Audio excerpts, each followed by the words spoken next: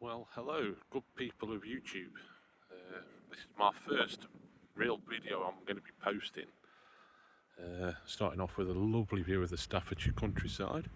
East Staffordshire countryside, I should say, just over there. In that kind of direction is Burton upon Trent.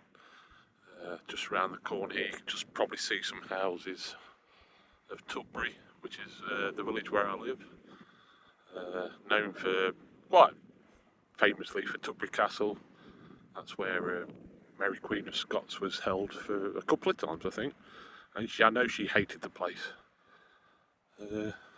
So, this video is an exploration of the Fauld Crater and what happened in November the 11th, 1944, when a bomb storage unit actually went up, and it was the biggest non-nuclear explosion in this country and probably the world, but probably somebody may correct me on that. I've seen other videos for this crater, but I'm doing it from a different perspective because people normally coming from the Hanbury side, which is in that direction, and they park at the Cocking, which you can do. You can park there and come and have a walk to the crater. They're very happy for you to park there. But I've come in from the Tutbury side. So if you look over there, there's a pathway which leads into Tutbury. You can follow that path and it brings you to the other side of the crater, where I think you can get a better view of the crater and the vastness of it, because it is a huge crater. I remember coming here as a young boy, and before it was all fenced off, and we used to run down to the bottom of it, and it used to knack you coming back up because it is a big drop. Knowing now with the unexploded bombs down there, I don't think I'd ever do it again, even as a young lad, if I knew it then. But anyway, what I'll do, to give you a better perspective of how big the crater is, I'll keep the video going, and as I walk round it, and you'll see how big it is. I mean, this happened, like I said, 82 years ago. And when they cleared it, did the investigation, of course, cleared everything out. They planted all the seeds and made it into a natural place. And of course, 70 plus years of growth has kind of filled it in. But if you hear lots of owls and oohs and everything, there's a lot of thorns. And of course, stupidly, I'm wearing shorts. Anyway. Like I said, I'll try to give some more details as we go along. So, as you can see, there's the first sign here. It tells you there, danger, unexploded bombs, no admittance. And it's still property of the MOD. Now, I have seen other videos of the crater where people have actually gone over the fence and gone down to the bottom of the crater. Again, their choice, I'm the last person who can say anything about that because I did it myself as a kid, and I know lots of other people from Tutbury did the same. It's to local folk, it's a very, I hope I drop my sunglasses, just bear with me. We had a lot of family working up here, lots of granddads, great-granddads, uncles, aunties, etc. So it's very close to a lot of people in the area. So here's the first gap in the fence.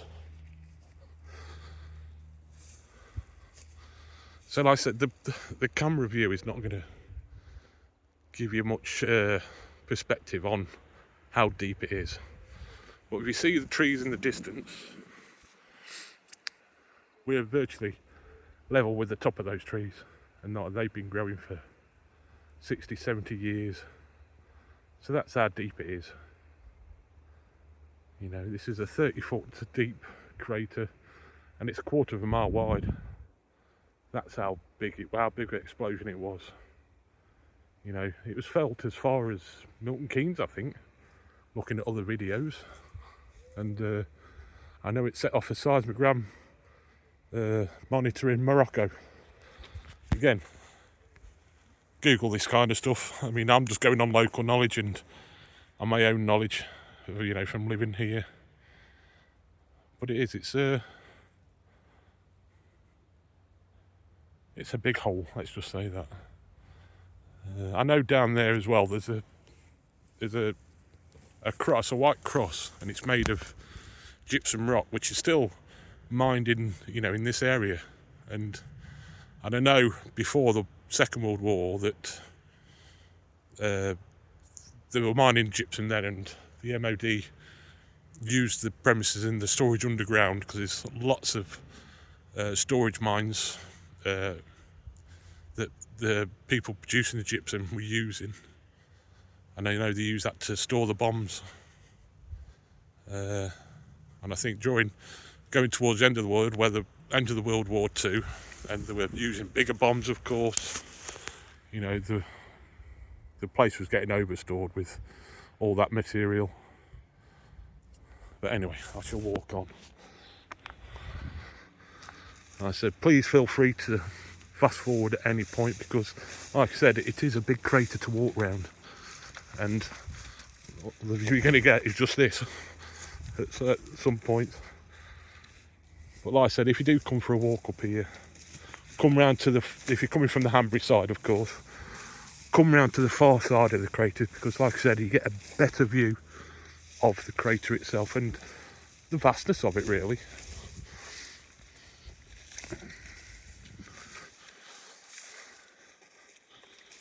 So we will be coming up to the memorial very shortly. But like I said, this fence area now is, you're walking around the edge of the crater basically.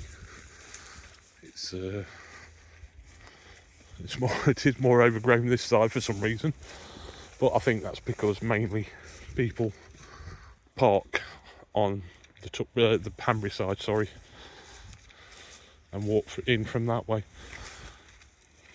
and don't realise that I think most don't walk past the memorial and come to this side. And like I said, you do get a better view if you do come around this side of the crater. Again, the camera's not going to do it justice. Well, that is a sheer drop.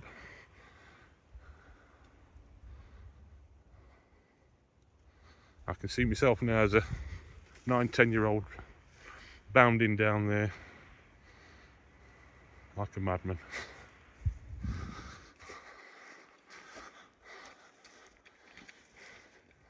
I think there's also my brother, who's a little bit older than me. I think I remember he camped up here. Like I said, this is all before it was all fenced off, knowing that there's still unexploded bombs down there.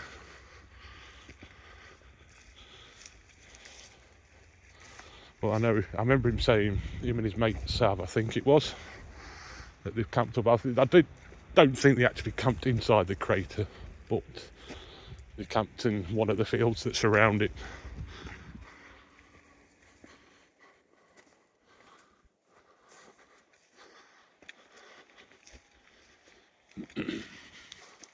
So like I said, we're coming up to the memorial now. I mean, it's very simple but very poignant memorial.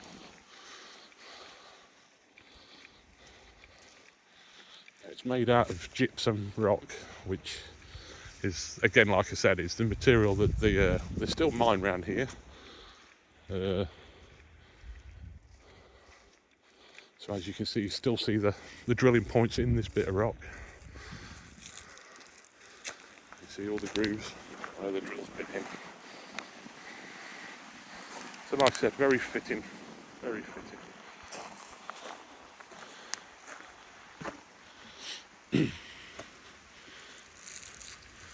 And you've got the sign, which gives you the explanation of what happened here. I'm not going to read it out to people, you can all read. So I'll leave it here for a short time so you can read it properly.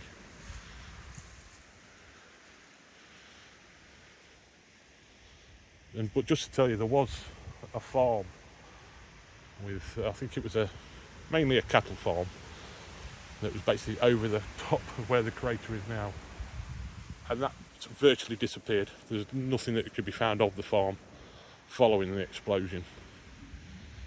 It just wiped off the face of this earth, which is sad. It's, you know, and like it says here, it says there were 18 bodies were never recovered.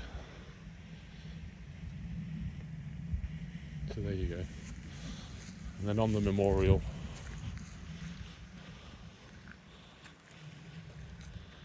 it's got all the names of the people who died here, including the 18 people who were never found.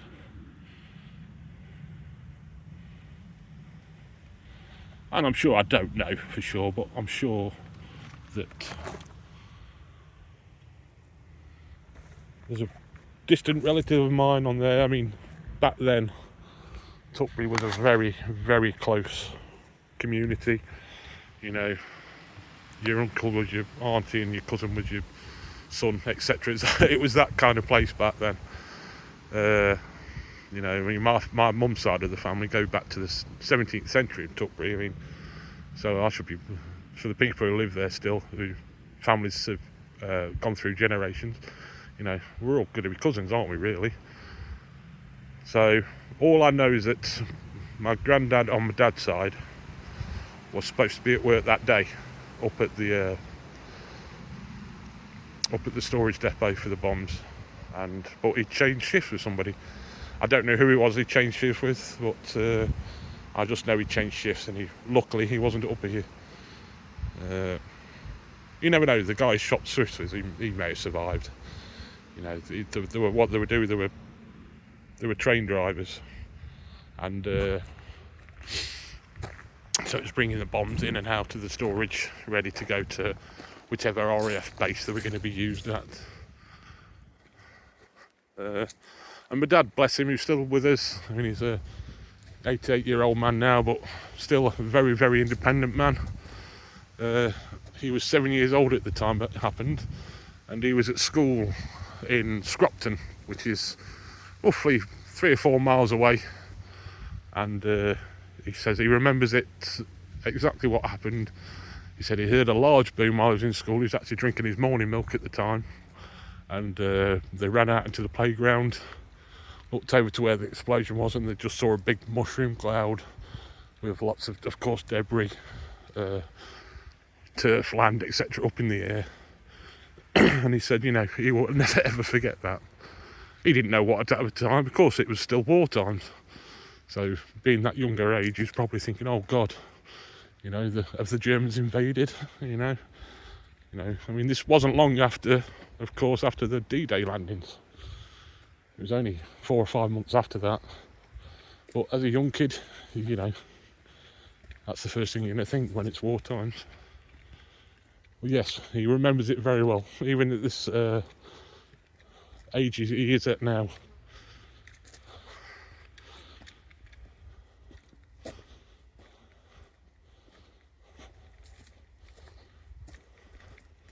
So like I said, there's no real more advantage points. Like I said, again, you can tell how vast it is because I'm still walking around the crater, and it's I'm not even halfway round it yet, I think. And we're nearly 18 minutes into the video.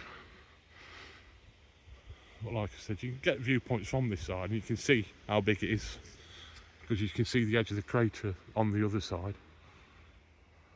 But because of all the growth on this side, it's not as good a view.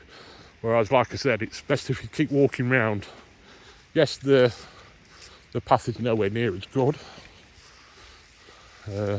especially this time of year, because it's summertime and everything's overgrown. Excuse me for belching there.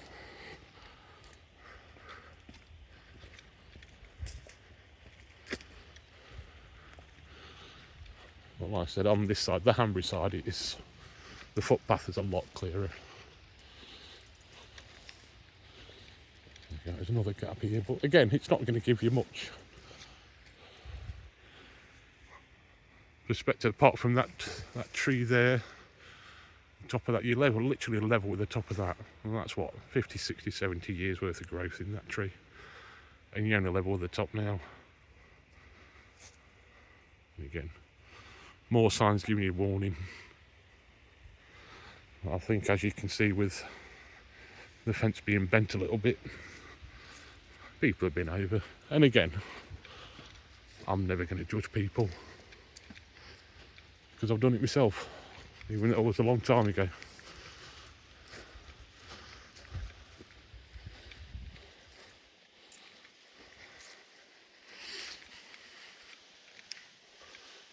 I'll keep the video going until I reach the far end. Again, just to let you know how big this place is, this crater is.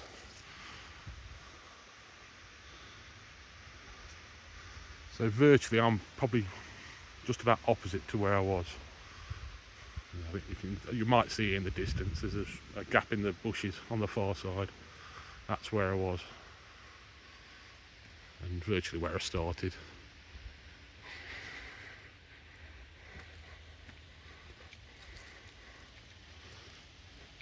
And I don't want to sound as, supernatural or anything like that, but it is an eerie place. It's not a scary, eerie place. It's a calm place. Even if you just listen to that, the wind going through the trees there, even on a day where there's no wind, you can walk through on this part and you'll still hear the wind in the trees, which is the eerie bit of it, But like I said, it's not a spooky eerie. It's very calm. It's lots of nature here. Of course, you can see all different kind of birds, insects, butterflies, foxes, etc. It's that kind of place. There's lots of nature. So if you just want to come here for that, it's absolutely brilliant. Like I said,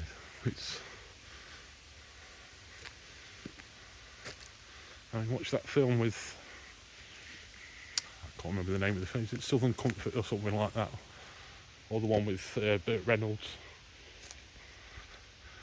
That one. In this, especially this part of the walk, it's got that kind of feel to it. But I'm on my own, and I'm just talking gibberish now, aren't I? I'm supposed to be talking about what happened here all those years ago, but I think you'll know what I mean if you ever do visit this area and you do walk down here. It's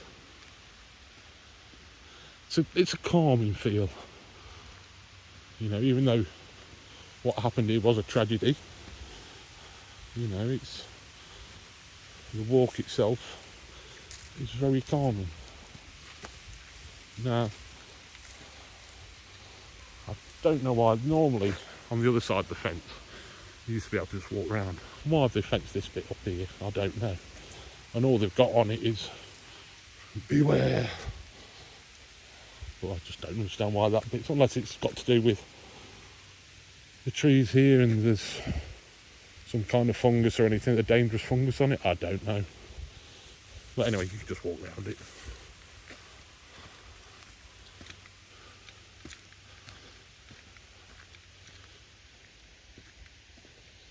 So as you can see, it's about 10 metres straight in front of me. You can just, that's the edge of the crater on this side. And like I said, it just suddenly drops down.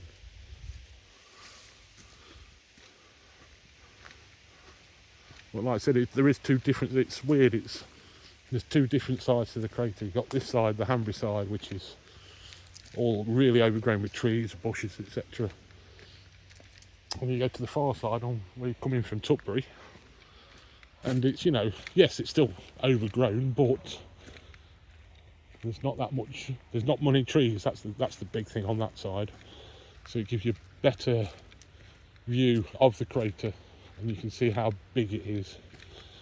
Like I said, 30 metres deep, quarter of a mile wide, something like £3,000 of explosives that went up.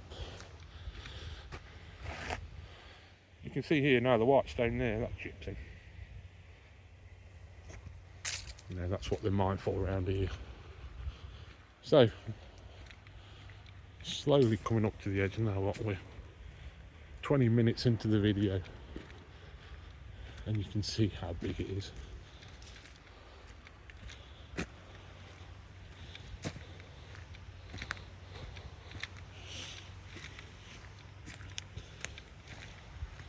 So I'll just show you again. So this is the edge. So there is two ways you can walk in this way. There's a path that goes down there, you can follow that path, and that'll actually take you into Fauld Industrial Estate. And if you keep following the path past Fauld, it'll take you to the River Dove, and then you can walk into either Tutbury or Hatton from there, you know, if that's where you want to park. You can come for a longer walk. I mean, that's a good, you know, 8 to 9 mile walk, round trip from Tutbury. That's the way I'll be going back. So like I said, Tutbury to here, back to Tutbury, good. Well, for me it'd be 7 or 8 miles, but if you parked in Hatton, you know, add an extra mile onto that. And then if you flip round and we come in this way, and you come in from where majority of people come in from, just over the 3 fields you've got the cocking, and again they kind of let you park there while you come to the crater. Normally if I come here at winter time I do park there, and then as a small thank you I'll go in and have a pint of shandy, of course. But now of course I'm going back through Fauld. So yeah, so it's about 3 fields away. So from the cocking to here it's 10-15 minute walk, depending on, you know, your walking ability, etc. Well, yeah, it's definitely worth a visit. You know, it's a place of history, place of quiet contemplation, if you want to say that. You know, like I said, it's got that eerie feeling when you come here, but like I said, it's a calm, eerie feeling. You know, it's not a scary place, even on your own. But no, there's plenty of nature, beautiful, and it's close to where I live. So that's it, guys. Thank you very much. Leave any comments you want to give me advice, because like I said, this is my first ever video of doing this. So, but I do want to do more of the local walks, also up around Stoke, because I've got friends who live that way. You know, so I want to do, you know, videos to let people know that, you know, these places are there and they're easily accessible. Alright then, guys. See you then.